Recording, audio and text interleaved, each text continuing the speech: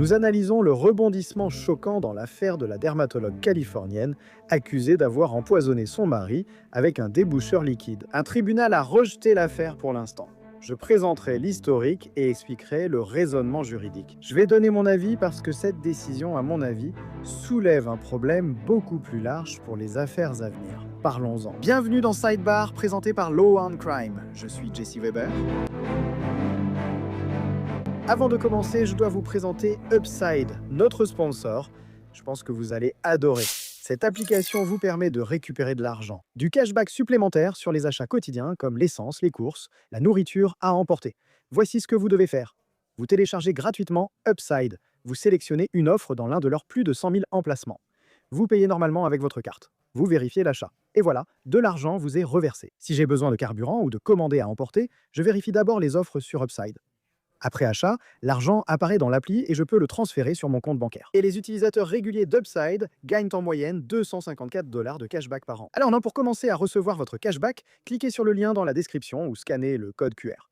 Mais assurez-vous d'utiliser le code promo SIDEBAR pour obtenir un bonus supplémentaire de 25 centimes sur chaque gallon lors de votre premier plein d'essence. Pourquoi un tribunal a-t-il rejeté les accusations de crime contre une dermatologue californienne accusée d'avoir empoisonné la boisson de son mari, son thé, sa limonade, avec du déboucheur, surtout alors qu'il y avait soi-disant une vidéo d'elle en train de le faire? Ça semble être une affaire assez solide au premier abord, n'est-ce pas? Ça semble être une affaire assez solide à présenter à un jury, non? Peut-être, peut-être pas. Mais je vais expliquer pourquoi, car cela a des implications plus larges que ce simple cas. Quand j'explique pourquoi cela a été rejeté pour l'instant, cela reflète quelque chose dont j'ai déjà parlé, quelque chose de très important dans la façon dont nous couvrons ces affaires. Et surtout dans les affaires où les preuves peuvent sembler ou peuvent être considérées comme assez solides. Il faut suivre le processus. Il faut respecter la procédure. Il faut s'assurer d'accorder à un prévenu tous les droits auxquels il a droit. Sinon, les charges peuvent être rejetées. La condamnation peut être annulée. Maintenant, comme vous allez aussi le voir, il y a un petit désaccord sur ce qui s'est passé ici. Beaucoup d'éléments entrent en jeu, beaucoup de choses se croisent. Je veux entrer dans le détail. Alors laissez-moi vous expliquer pourquoi c'est si important. Laissez-moi vous expliquer ce qui s'est passé, mais je dois revenir en arrière, d'accord? Je dois vous donner du contexte, je dois vous donner des informations de fond. Le 5 avril 2023, un grand jury du comté d'Orange a inculpé Yu Emily Yu, alors âgée de 45 ans, pour empoisonnement et violence domestique avec blessure de corporelle. Elle a plaidé non coupable. Les accusations découlaient d'allégations selon lesquelles, pendant plusieurs semaines, elle aurait empoisonné son mari, le radiologue Jack Chen. Des boissons, du thé, de la limonade, avec du déboucheur liquide, ce qui aurait entraîné chez lui des ulcères à l'estomac. Elle encourait 8 ans et 8 mois de prison si reconnue coupable.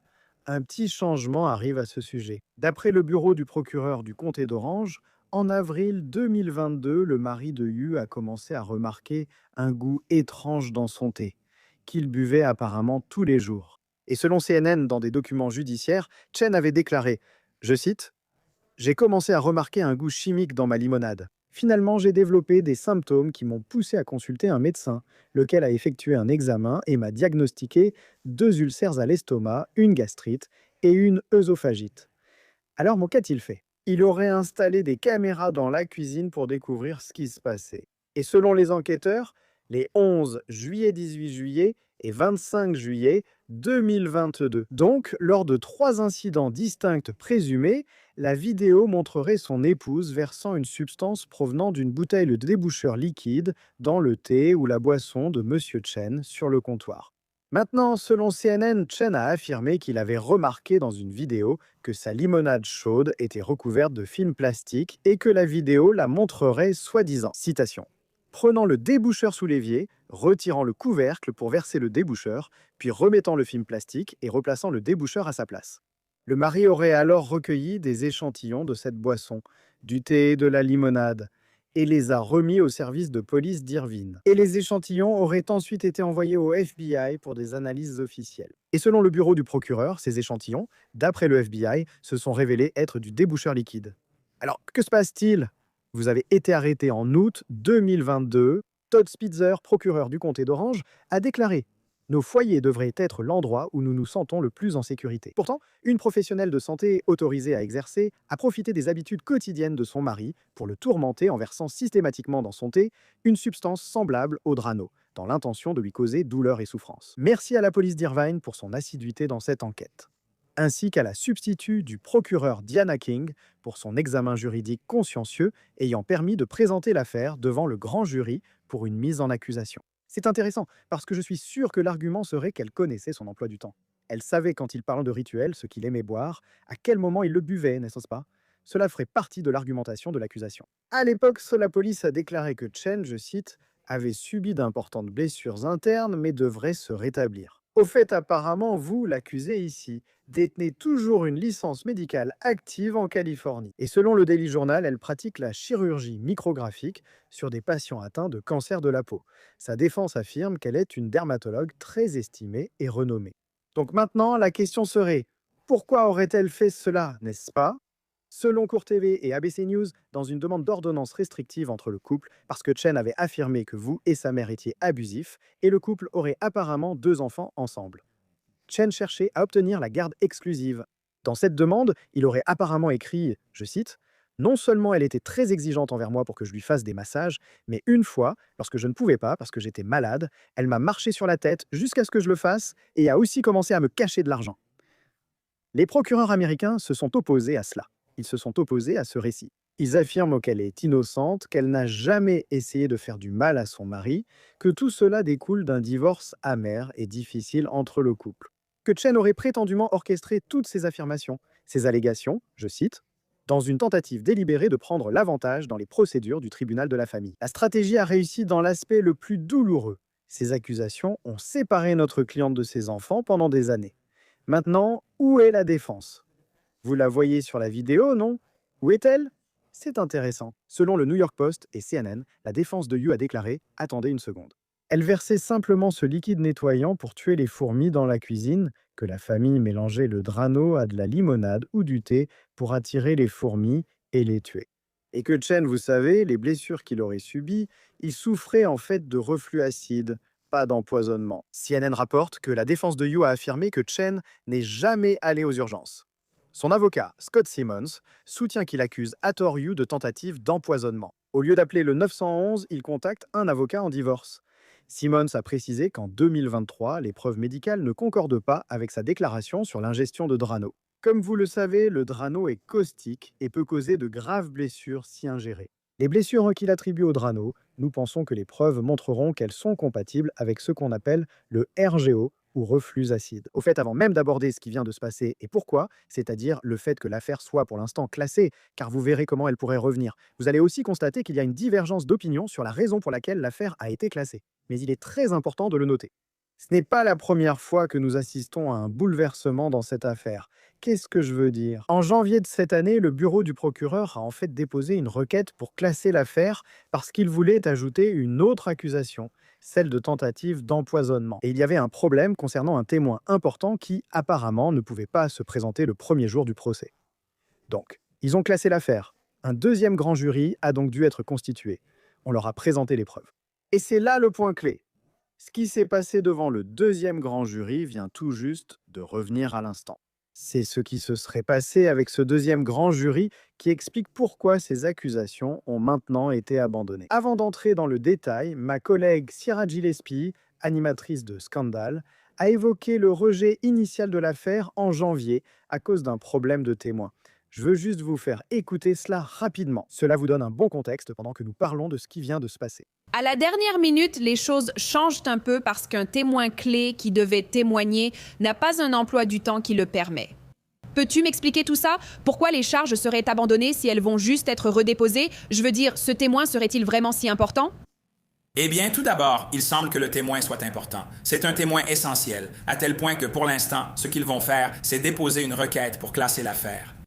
Et tu sais, chaque affaire est différente, mais en général, quand tu traites une affaire de délit mineur, tu as un certain délai pour relancer l'affaire.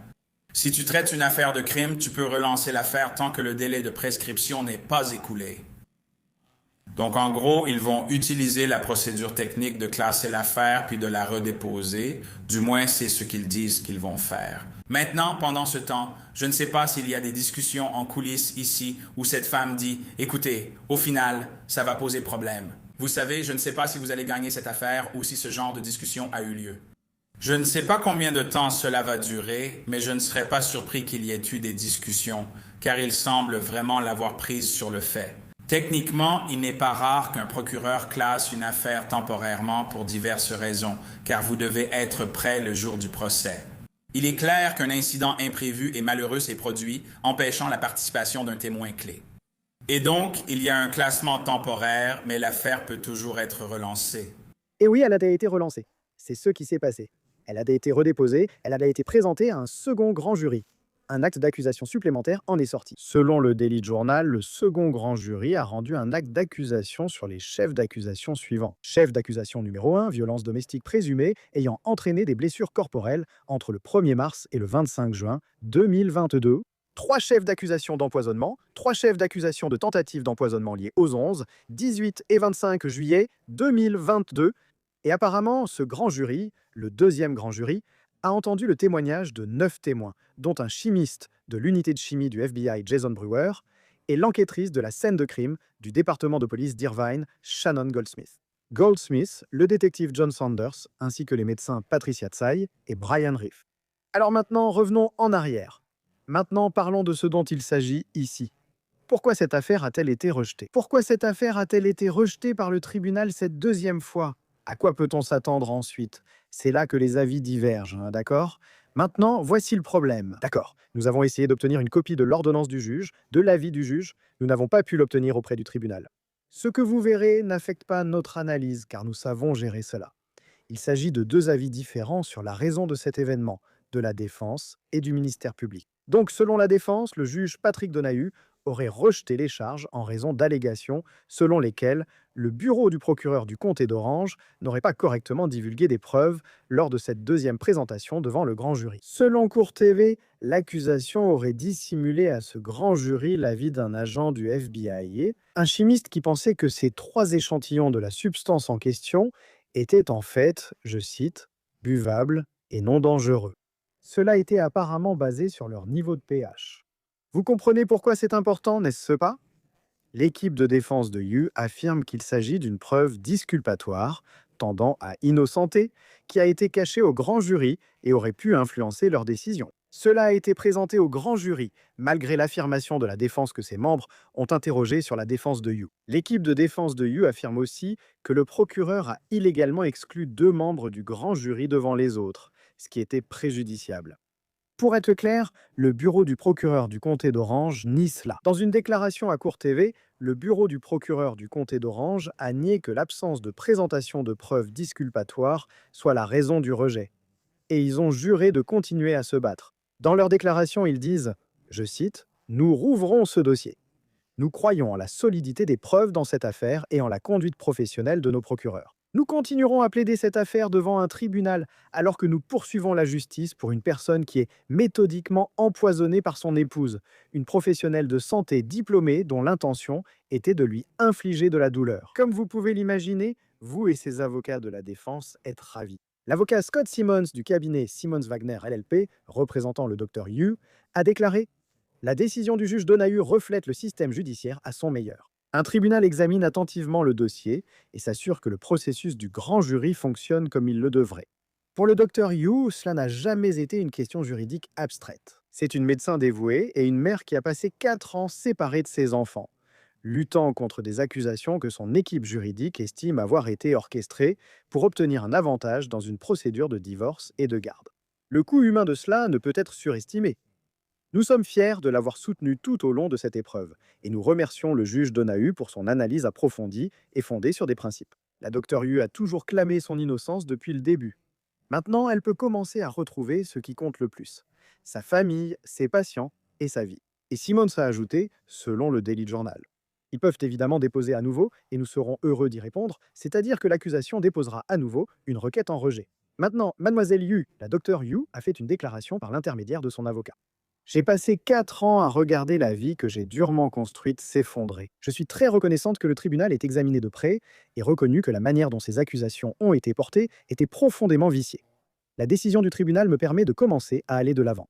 Mon objectif maintenant est de préserver la vie privée et la guérison de ma famille, de passer du temps de qualité avec mes enfants et de renforcer ces liens alors que nous avançons ensemble.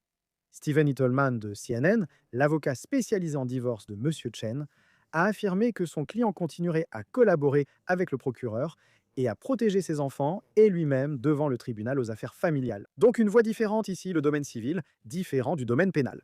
D'accord? Voici mon avis juridique à ce sujet. Si ces allégations sont vraies, la défense a raison. Pourquoi les procureurs privilégient-ils la voie du grand jury? En tant que procureur, vous disposez de deux moyens pour accuser formellement un prévenu. Vous pourriez dire: "Eh, nous avons suffisamment de motifs raisonnables, une norme moins élevée, suffisamment de motifs raisonnables pour montrer que le prévenu a commis ce ou ces crimes et que cette affaire peut aller de l'avant." Vous pouvez passer par un grand jury ou une audience préliminaire, qui peut être plus délicate pour un procureur en Californie. Pourquoi? Parce que la défense a l'opportunité d'être présente, d'entendre les preuves, de les contester, d'interroger les témoins de l'accusation. C'est ouvert, c'est public, et c'est le tribunal, le juge, qui détermine s'il existe des motifs raisonnables suffisants. Alors que le processus du grand jury est différent. Il est secret. La défense n'est pas présente. Elle n'a pas l'opportunité de présenter sa défense. Elle n'a pas l'opportunité de contester les preuves de l'accusation ou de contester les témoins de l'accusation. C'est plus à sens unique. Il suffit qu'une majorité des jurés vote pour l'inculpation. L'unanimité n'est pas requise. La norme est d'ailleurs plus basse, ce n'est pas une preuve au-delà de tout doute raisonnable. Il s'agit seulement de vérifier s'il existe assez de motifs raisonnables pour soutenir les accusations. Voici la partie importante. Même si la défense n'a pas de rôle devant le grand jury, les procureurs ont l'obligation, une obligation légale selon la loi californienne, d'informer les grands jurys de toute preuve disculpatoire. Cela signifie des éléments tendant à montrer que l'accusé n'a pas commis le crime.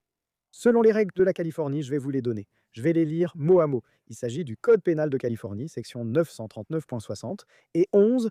Si le procureur a connaissance de preuves disculpatoires, il doit informer le grand jury de leur nature et de leur existence. Une fois que le procureur a informé le grand jury des preuves disculpatoires conformément à cette section, il doit informer le grand jury de son devoir. Si le non-respect des dispositions de cette section entraîne un préjudice important, cela constituera un motif de rejet de la partie de l'acte d'accusation lié à cette preuve. Maintenant, en supposant que la défense soit exacte, même si l'accusation nie que cela se soit produit, en supposant que la défense soit exacte. Je pense qu'il y a certainement un argument solide pour dire que le fait de ne pas présenter l'avis de ce chimiste du FBI constituerait une preuve à décharge.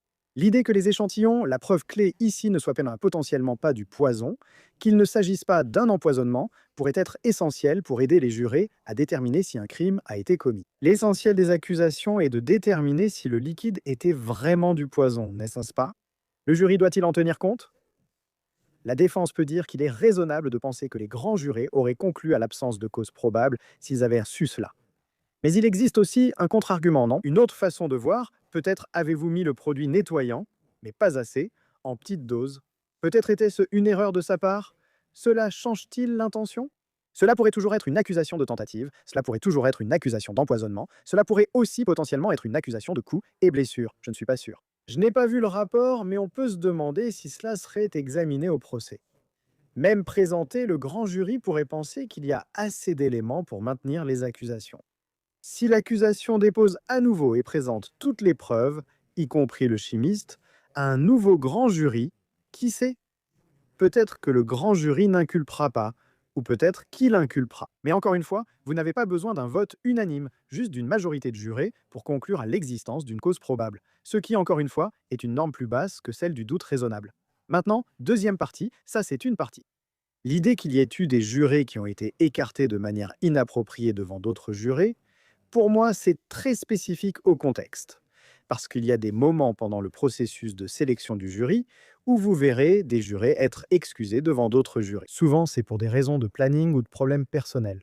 C'est au tout début, à l'étape initiale. Habituellement, le renvoi des jurés, une fois qu'ils ont été sélectionnés, se fait en dehors de la présence des autres jurés afin d'éviter tout risque de préjugés ou d'influence inappropriée. D'après mes recherches, lorsque j'ai étudié la loi californienne, il semble qu'un accusé puisse légalement demander l'annulation d'une mise en accusation dans le cas de jurés écartés de manière inappropriée, si l'accusé peut démontrer qu'il ou elle a été privé d'un droit substantiel. Et que le renvoi de ces jurés ou de ce juré de cette manière aurait raisonnablement pu influencer le résultat du grand jury.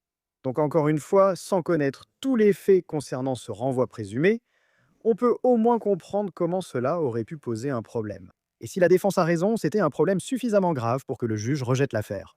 Pour l'instant. Maintenant, voici la situation dans son ensemble. D'accord? Voici la situation dans son ensemble. Pourquoi je pense que cela ne concerne pas seulement cette affaire, mais toutes les affaires dont nous parlons. Je l'ai déjà dit, je le répète. Je sais que le procureur et le bureau du procureur nient ce que la défense affirme ici. Mais encore une fois, en supposant que ce soit vrai, c'est pour cela qu'il est si important de faire les choses dans les règles et de ne rien laisser au hasard. Oui, mademoiselle Liu est innocente, jusqu'à preuve du contraire. Oui, ce ne sont que de simples allégations. Oui, elle n'a été reconnue coupable de rien. Mais vous pouvez voir à quel point le bureau du procureur met des efforts dans cette affaire. Plusieurs grands jurys traitent à l'affaire de manière méthodique. Apparemment, ils ne voulaient pas aller de l'avant à moins d'avoir le bon témoin. L'accusation ne considère pas qu'il s'agisse d'un simple conflit de garde ou familial, contrairement à ce que la défense avancera probablement au procès. Ils pensent que l'accusation dispose de preuves solides, que ce soit des vidéos, des témoignages, voire des preuves scientifiques, et pourtant, maintenant, ils sont sur la défensive. Ils doivent à nouveau se battre. Je veux dire, écoutez, la charge de la preuve leur incombe toujours. Ils ont la charge de prouver, hors de tout doute raisonnable, que l'accusé a commis un crime. Mais maintenant, voir l'affaire être rejetée et devoir la présenter devant un troisième grand jury. Je pense qu'ils feront cela sans audience préliminaire. C'est coûteux. Cela prend du temps. Cela leur enlève des ressources. Ils ne veulent pas avoir à refaire cela. Donc même dans les cas où vous pensez que les preuves sont solides et que l'accusé est coupable, en mettant mademoiselle Liu de côté. Je ne parle même pas d'elle. Dans ces cas-là, vous devez accorder à cet accusé tous les droits auxquels il a droit selon la loi de l'État et la Constitution. Je l'ai déjà dit, regardez l'affaire Kohberger. Je n'essaie pas de faire une comparaison entre l'affaire Kohberger et celle-ci, mais dans ce cas-là, les preuves s'accumulaient contre lui. Preuves issues du téléphone portable, preuves de surveillance, preuves ADN, témoignages oculaires. Et j'ai déjà dit cela dans une précédente parenthèse quand il s'agissait du changement de lieu du procès. J'ai dit que c'était en fait bénéfique pour l'accusation. Accordez-lui le changement de lieu et la possibilité de faire ses requêtes. Car ce qui se passe, c'est que si vous accordez cela avant le début du procès et qu'il est condamné, vous lui retirez son droit d'appel. Vous lui retirez la possibilité de plaider avec succès que ses droits ont été violés ou qu'il n'a pas bénéficié d'un procès équitable en appel. Si vous lui donnez toutes les opportunités, alors il sera très difficile pour un accusé condamné de dire ensuite que le procès n'était pas équitable. Je n'ai pas eu un jury impartial et équitable. On ne m'a pas donné cette opportunité. Non. Vous faites tout dans les règles parce que vous ne voulez pas vous retrouver dans la situation de devoir rejuger un accusé. La dernière chose que vous voulez en tant que procureur, c'est de présenter toutes ces preuves, de passer devant un grand jury ou de refaire un procès, et que la condamnation soit annulée ou que les charges soient abandonnées. En plus du temps, des ressources et du coût que cela représente, qu'en est-il de la famille? La famille doit tout revivre. Les témoignages des témoins peuvent changer, les preuves peuvent changer. Donc, vous devez vous assurer de suivre la procédure appropriée. Et oui, pour être clair, pour revenir à cela, c'est actuellement une victoire pour le Dr Yu, mais cela ne signifie pas que cette affaire a été rejetée sur le fond. Le tribunal n'a pas déclaré « Vous êtes innocent, les charges sont closes, une autre personne est responsable, point final ». Non, il s'agit d'une question de procédure. Il existe encore une divergence d'opinion entre l'accusation et la défense sur la raison du rejet de cette affaire et sur la situation actuelle. Au final, c'est un rejet pour des raisons de procédure. Je souhaite maintenant évoquer la défense dans l'affaire du Dr Yu, qui n'est pas gagnée d'avance. L'accusation selon laquelle elle aurait mélangé du Drano à du thé ou de la limonade pour attirer et tuer les fourmis pourrait être examinée au procès. Il sera difficile de nier la vidéo, surtout si on la voit verser quelque chose. J'ai vu les captures d'écran. Je me demande si les enfants devront témoigner et dire que c'est ce que maman faisait, ce que nous faisions tous. L'allégation selon laquelle il n'est pas allé aux urgences, l'allégation selon laquelle il a utilisé cela comme une arme contre sa femme. On peut soutenir qu'il y aura une divergence d'opinion parmi les experts médicaux sur ses blessures, sur son état. Est-ce un doute raisonnable? A-t-il bu cela accidentellement? A-t-il fait une erreur? L'accuse-t-il maintenant de l'avoir fait exprès? Donc, si cela va jusqu'au procès, il sera intéressant de voir un jury explorer ces questions et récits potentiels. Mais voyons ce que le parquet va faire ensuite. C'est tout ce que nous avons pour vous pour l'instant ici sur Sidebar. Tout le monde, merci beaucoup de nous avoir rejoints. Et comme toujours, abonnez-vous sur YouTube, Apple Podcasts, Spotify ou partout où vous écoutez vos podcasts. Retrouvez-nous sur Peacock de NBC. Suivez-moi sur X, Instagram et mon émission Jesse Weber Live sur News Nation du lundi au vendredi à 23h heure de l'Est. À bientôt à tous.